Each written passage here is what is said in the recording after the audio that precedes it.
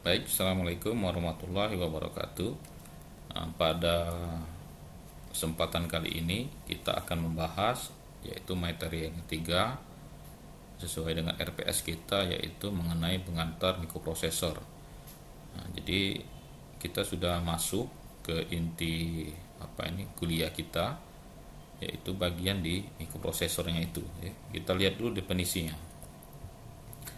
Jadi berdasarkan definisinya, yaitu mikroprosesor sebuah chip rangkaian terintegrasi atau integrated circuit dalam bentuk fisik, yang berfungsi sebagai pengontrol, pengolah data utama, dan rangkaian elektronika. Jadi dia ini disebut juga dengan Central Processing Unit, yang terdiri dari IC. IC-nya itu dalam bentuk fisik, jadi bukan yang virtual.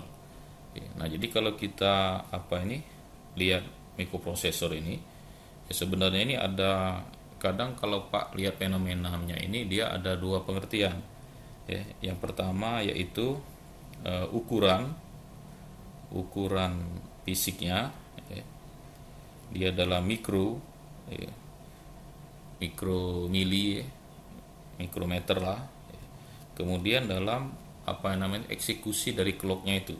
Jadi kalau clocknya itu dia terdiri dari mikrosekon.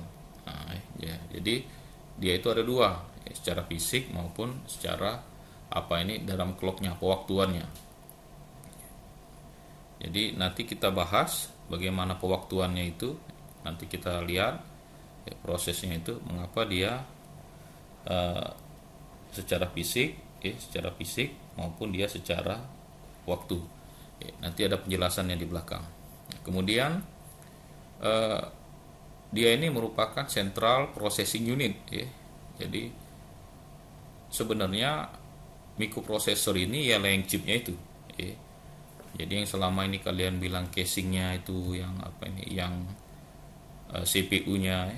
Nah itu Pak rasa itu agak keliru. Mulai sekarang diperbaiki, jadi bukan bukan PC-nya itu, tapi dia itu adalah mikroprosesornya itu yang disebut dengan CPU. Nah, jadi mulai saat ini tanamkanlah di benaknya itu bahwa CPU itu adalah chipnya itu, jadi bukan casingnya. Misalnya casingnya segala macam. Jadi berdasarkan pengertian orang-orang yang sering ngomong seperti itu. Dia CPU itu ialah yang boxnya itu, padahal itu komputer kalau ini boxnya itu. Yang CPU-nya itu yang chipnya itu. Oke. Kemudian CPU ini terdiri dari transistor. Nah, itu dari transistor. Nah, itu kata Pak tadi dalam bentuk fisik dia merupakan transistor, yaitu semikonduktor. Jadi dia terbuat dari semikonduktor dengan ukuran mikro. Bisa jadi dalam ukuran mikro, mungkin sekarang sudah dalam ukuran nano. Kalau nano itu pangkat min 9. Jadi dia memang sangat kecil. Nah, kok ini ada transistor, Pak? Kenapa transistor itu? Nah, itulah pentingnya sebelum masuk ke mikroprosesor itu, kalian harus belajar dulu mata kuliah rangkaian elektronika. Yang kedua, rangkaian elektronika dan rangkaian digital. Jadi biar tahu asal mulanya itu. Jadi transistor ini diaktifkan di daerah yaitu pertama yaitu saturasi dan cut off di sini. Nah, jadi dia difungsikan sebagai on off. Jadi ada on off-nya di situ. Kalau di sini dia bersifat on, di sini dia off. Nah, dia itu. Jadi di sini cut off-nya, di situ daerah saturasi. Kalau di tengahnya itu garis bawah DC. Nah, itu harusnya kalian itu sudah tahu lah karena ada mata kuliahnya. Nah, dari sini maka dia dibuat gerbang logika. Yang pertama adalah gerbang NOT. A aksen. Jadi kalau 1001. Nah, seperti itu dia. Jadi selain apa itu elektronika, juga digitalnya juga harus kuat dianya itu. Jadi apa ini harus paham di situ. Jadi bahannya juga di elektronika itu juga dibahas. Ada bahan TTL, transistor logic, yaitu yang dari bahan silikon segala macam itu. Kemudian ada yang semikonduktor. Nah, semikonduktor itu apa itu PLSI. PLSI itu very large scale integration. Jadi itu apa ini cara membuat apa itu IC dalam semikonduktor. Nah, itu apa namanya itu ada mata kuliah yang tersendiri. Nah, jadi sekarang sudah tahu bahwa di dalam chip itu adalah seluruhnya adalah transistor, dianya itu. Jadi nanti kita bahas bagaimana prinsip kerjanya kalau apa itu dideretkan, misalnya berapa bit Nah itu pengertiannya dulu Jadi kemudian ditambahlah kalau zaman dulu itu seperti itu pengertiannya. Jadi CPU sebagai pengolah data, kemudian apa ini pengolah data input, pengolah data output, dia logika. Nah, kemudian berdasarkan perkembangan berikutnya, dia ada kode mesin di sini, kode mesin kodenya ini. Nah, jadi sekarang mikroprosesor itu bukan lagi sekedar CPU saja, bukan lagi sekedar rangkaian. Jadi dia ada kode mesinnya di situ. Nah, kalau ada kode berarti kita memerlukan software di situ untuk apa nih menjalankannya itu. Nah, jadi prinsip kerjanya adalah rangkaian elektronika dikondisikan dalam kode-kode mesin. Nah, jadi kode mesin yang kita tanamkan ke dalam ROM-nya itu. Nah, dia ada dua, satu ROM, satunya RAM. Nanti kita bahas di bagian memori. Jadi ada kode mesin dulu. Nah, kalau rangkaian digital pengolah inputnya itu tidak ada kode mesin, berarti itu rangkaian biasa. Nah, tadi apa ini sudah berkembang jadi dia ada kode mesin. Nah itulah gunanya kode-kode mesin itu bahasa assembler itu, bahasa tingkat rendah, dia menerjemahkan perintah kita ini ke dalam kode mesin. Jadi perlu itu, penting itu bahasa pemrograman ini Nah ini berdasarkan pengertian Jadi tolong diingat ada mikroprosesor ini Oke, kita lanjut lagi ke bagian kemudian di CPU ini kalau kita lihat ini ada secara garis besar ini ada 5 komponen kalau kita lihat komponen utamanya itu.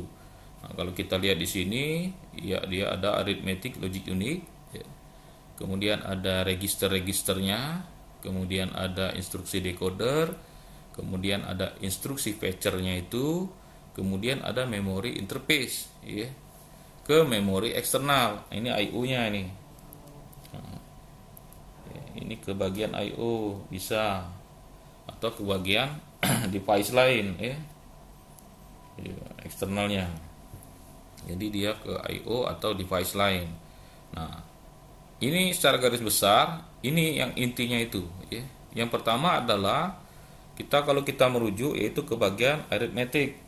Nah, ini prosesnya Jadi ini tungku masaknya ini. Seluruh proses itu larinya ke arithmetic logic unit Mau dimanakan datanya itu, dia dimasukkan ke ALU dulu. Jadi misalnya ada data logika, kemudian ada data aritmetik, perhitungan aritmatika, kemudian manipulasi register dan lain-lain Jadi banyak termasuklah rumus-rumus masuknya ke situ, prosesnya itu. Nah, bagaimana cara kerjanya nanti kita bahas di minggu depan atau minggu berikutnya akan kita bahas yang ada secara detail 5 komponen ini Kemudian ada register. Nah, register ini juga sudah kita bahas sebagian, ya. Jadi ada register, ya. Jadi register ini sebenarnya memori, ya, dianya itu. Jadi jangan apa ini, dia ini sebenarnya memori. Nah, ya, memori sebenarnya register ini yang kita beri fungsi atau kita beri kerja, ya, atau kita aktifkan untuk fungsi tertentu, ya. Nah, dia itu seperti Pak misalnya, ya, kita ini adalah manusia. Nah, sekarang fungsi dari Pak ini adalah sebagai dosen, ya. Fungsi lainnya adalah sebagai kepala rumah tangga. Jadi suatu memori, ya, yang kita beri fungsi khusus, ya, maka dia disebut dengan register. Nah, seperti kemarin port 1 itu, ya, sebenarnya alamatnya adalah 90 kan. Nah, ya. Selain sebagai port 1, port 3, ya. Port 3 ini B. Kalau tidak salah dia B, ya. Port 3 ini B0, ya, yang kita bahas kemarin. Nah, selain sebagai I/O, ya, sebagai I/O, dia juga sebagai kendali, dan komunikasi. Nah, di situ ada serial, ada timer, ya, ada macam-macam di situ kemarin. Dari port 3.0 sampai dengan port 3.7 itu. Nah, sama, ya, seperti kalian. Kalian juga sebagai mahasiswa difungsikannya ya juga sebagai anak, dari orang tua kalian. Ya. Nah, kalau kalian ikut BEM, berarti kalian misalnya jadi menteri di BEM, jadi presiden, jadi gubernur di BEM situ. Jadi ada fungsi lainnya itu. Nah, jadi sebenarnya register ini ya sangat penting, ya, kayaknya itu. Ya, karena apa ini untuk apa itu mengolah data, ya, sementara di situ. Dianya itu, ya. Nanti kita bahas lagi ke ininya. Nah, ini registernya. Jadi jangan enggak tahu lagi fungsi register itu. Sebenarnya dia memori. Ya. Memori itulah. Karena sudah kita bahas kemarin, R0 alamatnya ada 00, R1 alamatnya adalah 10. Ya. Yang kita bahas kemarin, ya. Nah, kemudian di sini ada memori interface. Nah, ya, nomor 3 ini yang Pak bilang kemarin, ya, kalau data itu masuk ke komputer kita, ya, nah, dia tidak langsung diproses, ya, dia disimpan dulu di bagian mana, ya, di bagian register buffer, ya, jadi dia ada menampungnya dulu, ya, ini register buffernya. Nah, ya, sebelum masuk ke sini ini data. Jadi tidak langsung masuk ke CPU, ya. Nah, kadang-kadang di register bufferin dia dicek dulu apakah bermasalah, apakah datanya kurang, ya, dicek dulu di situ memori interface ini, ya. Jadi saluran memorinya ini ya memang nantinya akan menuju ke aritmetik, mau diapakan, mau disimpan, mau dihitung, ya, mau diproses lagi, mau langsung dilanjutkan, ya. Nah, itu ditentukan dulu di situ, ya, di memori interface-nya ini. Nah, jadi ini fungsinya juga sangat banyak. Kemudian sebagai I/O, ya. Misalnya dia keluar, nah salah satu fungsinya juga port ini.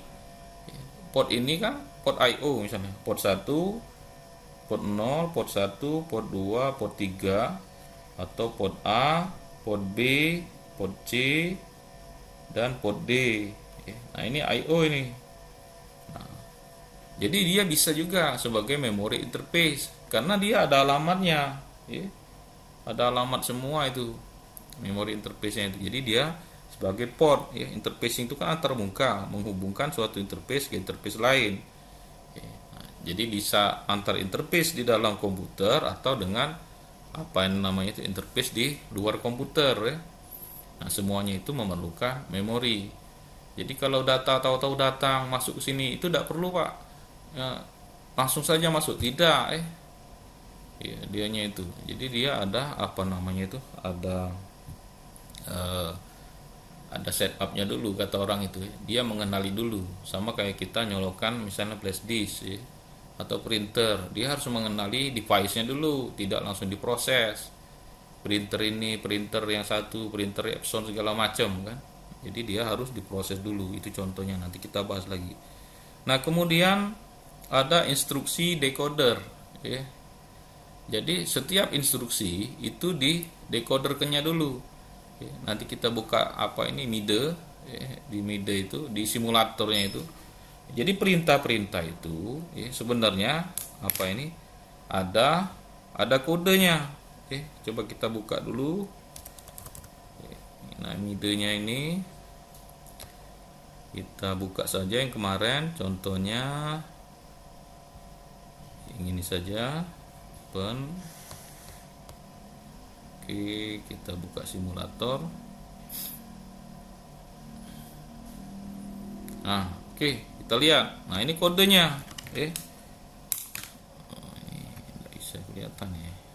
Nah, yang ini. Nah, jadi kalau kalian lihat, yang di bagian ini, nah, geser ya dia. Geser ya. Yang di bagian apa ini? Di bagian yang ini, yang bagian ini, yang hitam ini, ya. Nah itu kan decoder itu, ya. Di decodernya dulu, ya. Pada alamat 0000, ya, perintah move ini, move A, itu adalah 74. 74, kemudian Pak bawa ke sini ya, ke apa ini, ke PowerPoint-nya dulu. Nah, kita masukkan ke sini, kita ambil yang baru PowerPoint-nya. Kita buka yang baru. Nah, masukkan ke sini.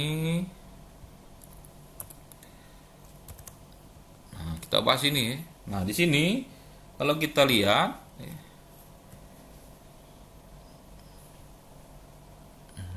kita bisa tulis di sini ya. Nah ini yang bagian ini, nah ini decodernya ini, ya. Jadi perintah move A ini, ya, kodenya adalah 74, ya. Alamatnya adalah alamat addressnya 0000, ya. Datanya adalah ini yang ini. Nah, adalah 00 hexa. Kemudian move port 1 yang bawahnya, ya, yang nomor ini. Nah, ini move port 1, berapa itu ya? Kita lihat dulu. Koma berapa ini? Oh, yang di sini. Koma 00. Nah, 00 hexa. Nah, kalau kita lihat apa ini, kodenya itu ini. Nah, ya, alamat itu pada 0002 hexa. Kemudian kode perintah move pick ini, move port 1, kodenya adalah 75. Kemudian apa namanya itu?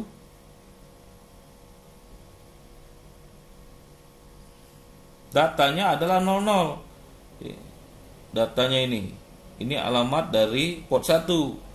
Nah, alamat dari port 1, ya, alamat port 1 itu adalah 90.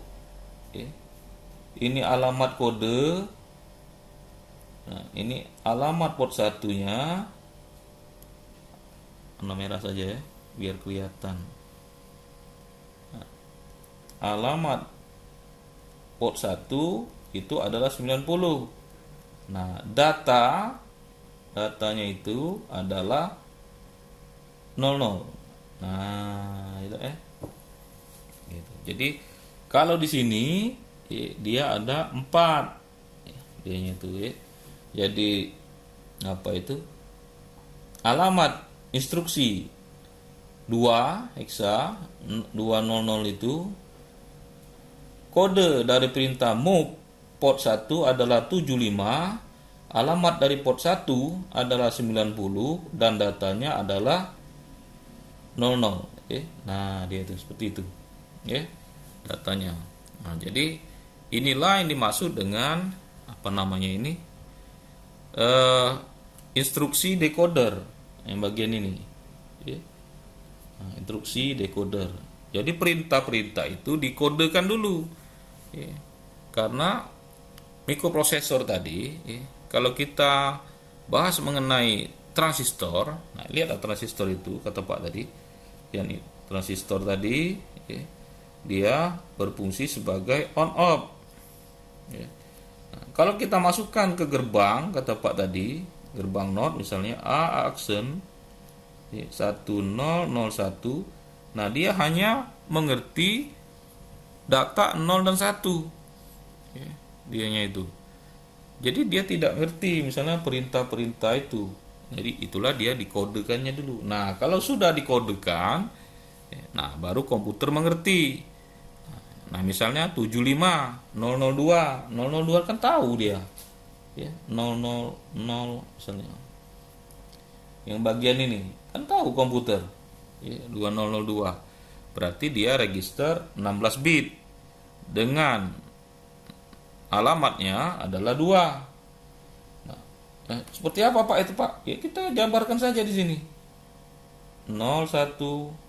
Nah, kemudian 0000 sampai dia 16 bit, dianya itu. Nah, kalau sudah seperti ini kan ngerti komputer. Oh, ini data. Tapi kalau angka-angka itu dia tidak mengerti. Jadi agak dipelajari bagian ini. Oke. Sekarang kita lanjut instruksi fetcher, instruksi pengambilan. Nah, ini misalnya yang warna hitam ini yang akan dieksekusi. Jadi dia mengatur sintak mana yang akan dieksekusi, sintak mana yang akan dikerjakan terlebih dahulu. Nah, berarti di situ ada penjadwalan. Jadi yang mana yang prioritas, yang mana yang sudah dijadwalkan, maka itu yang akan dieksekusi. Nah, mengenai fetcher ini, komponen ini akan kita bahas di bawah-bawahnya. Jadi tolong ditanyakan, misalnya tidak ngerti tanya. Itu. Nah, inilah apa itu prinsip dasar dari kerja dari atau prinsip dari mikroprosesor tersebut. Nah, jadi mudah-mudahan dengan penjelasan Pak ini, ya kita bisa ngerti dianya itu. Jadi jangan jangan tidak ngerti lagi dari sekarang. Oke, sekarang kita lanjut. Nah, komponen dasarnya itu ada 5. Ya, memori, baik RAM, ROM. Mengenai sifatnya, yaitu nantilah dibahas. Kemudian aritmetik, register, kemudian bus. Jangan lupa, bus itu jalur dia komunikasinya itu. Jalur alamat, jalur komunikasi, jalur kendali. Jadi banyak bus ini. Bus ini ada 3 dianya itu. Yaitu alamat, data, dan kendali. Nah, dianya itu. Jadi ada bus alamat, bus data, bus kendali. Sama seperti kita mau mengirim surat. Kita harus tahu dulu alamatnya. Jadi logika pengiriman surat harus tahu alamatnya dulu. Ngirim surat tak kasih alamat, kita ditangkap wong pos itu atau yang jasa pengiriman. Budak ini nak ngirim nak ngirim ke paket tapi alamatnya tidak ada. Nah, jadi takutlah mungkin orang yang gila lah orang ini katanya kan. Nah, jadi kita harus ada alamat dulu, kemudian baru ada data, apa yang mau dikirim, apa yang mau diterima. Nah, harus jelas itu nama kita itu. Alamat juga seperti itu, ada alamat yang ngirim, ada alamat yang menerima. Nah, baru jalan komunikasi. Jadi waktu kalian belajar komunikasi data, nah, harusnya sudah tahu komunikasi dua arah, komunikasi satu arah, kemudian komunikasi banyak arah, satu ke banyak, banyak ke satu. Nah, sum produk of sum, dianya itu. Nah, jadi harus alamat juga jelas, alamat pengirim dengan alamat penerima. Kemudian datanya juga, data yang dikirim ini apa harus jelas. Terima paket, tidak jelas datanya, jangan diambil. Kalau dapat paket ladas, senang, tidak tahu isinya apa, entah bom, entah narkoba, entah dijebak orang. Kalau tidak jelas alamat, tidak jelas isinya, jangan diterima. Pulangkan saja kepada orang tuamu. Itu lagu. Kemudian ada kendalinya di situ. Kendali itu rekod. Kita harus jelas waktu ngirim ini sinyal apa yang dikirim. Sinyal, kalau kita mengirim informasi berarti kita nulis. Bahasa Inggrisnya write. Jadi ada sinyal write di situ. Kalau kita menerima informasi, artinya kita membaca. Nah, kalau kita membaca, itu namanya read. Nah, jadi ada sinyal write, ada sinyal read di situ. Ada membaca, ada nulis. Nah, itu yang akan kita bahas di bawahnya nanti. Tapi kita bahas ini dulu. Jadi yang jelas supaya itu biar biar kalian itu terbuka wawasannya, bahwa komputer itu sebenarnya prinsip kerjanya sama seperti kita ini berkomunikasi, dianya itu. Jadi kemudian rangkaian kendali sudah Pak jelaskan tadi, banyak rangkaian kendali ini. Termasuklah yang mengecek data ini valid atau tidak, atau berlebih korup, data kurang korup. Jadi korup itu sesuatu yang tidak sesuai dengan kapasitasnya. Jadi kalau kita harusnya dapat 10, rupanya kita dapat 12, korup ini. Atau kita dapat 9, korup juga nih. Datanya itu. Kalau lebih, ngapa baca lebih? Apa yang masuk nih? Nah, itulah ada checksum di situ. Ada yang bagian ngeceknya dulu. Nah, itu ada lagi mata kuliahnya. Kalau yang bagian cek-cek itu. Kemudian ada 9, ini kurang datanya, korup juga. Jadi sebenarnya apa ini? Pengertian korup itu kata Pak tadi, bisa lebih, bisa juga dia kurang. Jadi harus jelas. Kalau di sini dia itu. Kalau di kita ini korup ini ngelebih itulah. Jadi kalau bisa jangan kecuali berdagang. Kalau berdagang itu memang kita nyari untung yang halal. Kalau korup janganlah. Kalau sudah meninggal ada ketigono lagi. Yang jahat balik sama kita juga.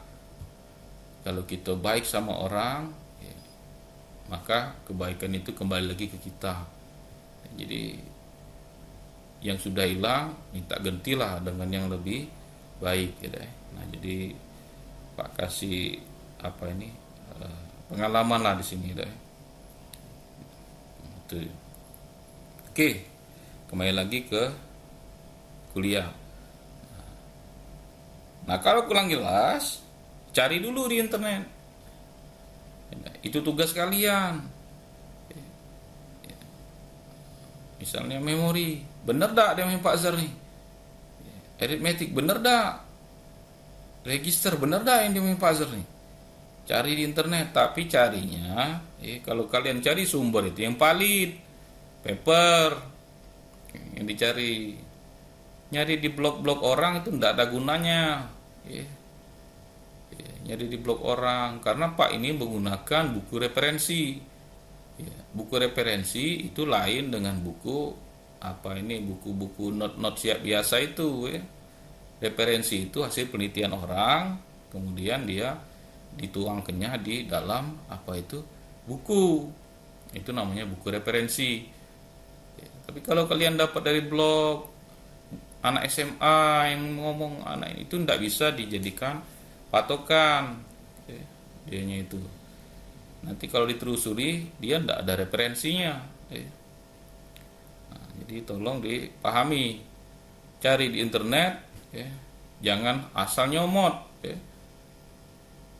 Ya, gitu. Apalagi kalau dikasih tugas, biasanya dia nyomot sana, nyomot sini.